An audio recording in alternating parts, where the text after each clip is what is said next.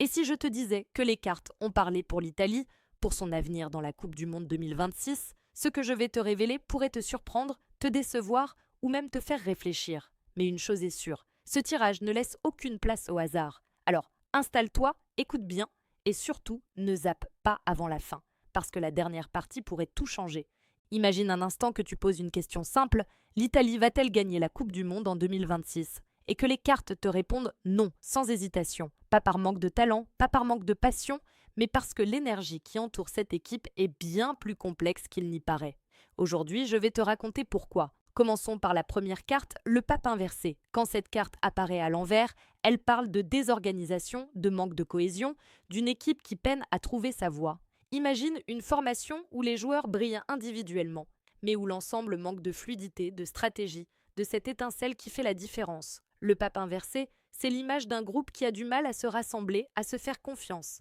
Et dans une compétition comme la Coupe du Monde, c'est un handicap presque insurmontable. Ensuite, il y a la roue de la fortune. Cette carte, normalement symbole de cycle et de destin, prend ici un tout autre sens. Elle évoque l'instabilité, les opportunités qui se présentent mais qui ne sont pas saisies. Comme si l'Italie avait toutes les cartes en main pour réussir, mais que le sort ne lui souriait pas. La roue de la fortune tourne, mais pas toujours dans le sens que l'on espère. Et en 2026, elle pourrait bien tourner contre eux. Enfin, il y a la justice inversée. Quand cette carte apparaît à l'envers, elle parle d'injustice, de déséquilibre, de décisions qui ne jouent pas en votre faveur. Imagine des arbitrages contestés, des règles appliquées de manière inégale, des moments où le sort semble se liguer contre vous.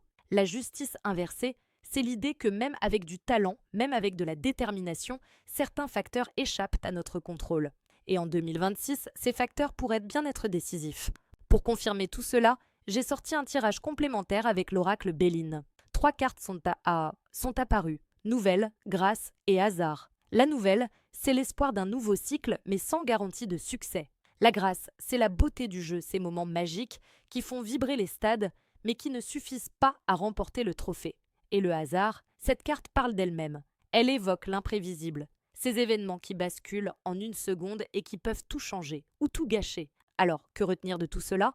Les cartes sont claires. En 2026, l'Italie ne soulèvera pas la Coupe du Monde. Mais attention, ce n'est pas une condamnation, c'est une invitation à comprendre que le football, comme la vie, est fait de cycles, de défis et d'apprentissage. Une équipe peut perdre une bataille, mais gagner la guerre. Une défaite peut être le prélude à une renaissance. Et si tu te demandes ce que tout cela signifie pour toi, si tu sens que ces énergies de doute, d'instabilité ou de défi résonnent avec ta propre vie, sache que tu n'es pas seul. Les cartes parlent à ceux qui savent les écouter et parfois, il faut un guide pour les comprendre pleinement. Si tu veux explorer ce que ces messages signifient pour toi, si tu veux savoir comment surmonter ces obstacles, je t'invite à parler à une voyante professionnelle. Elle pourra t'aider à décrypter ces signes, à comprendre ces défis et surtout à trouver les clés pour avancer. Le lien pour prendre rendez-vous se trouve dans la description de cette vidéo. Maintenant, dis-moi en commentaire, est-ce que cette prédiction te surprend ?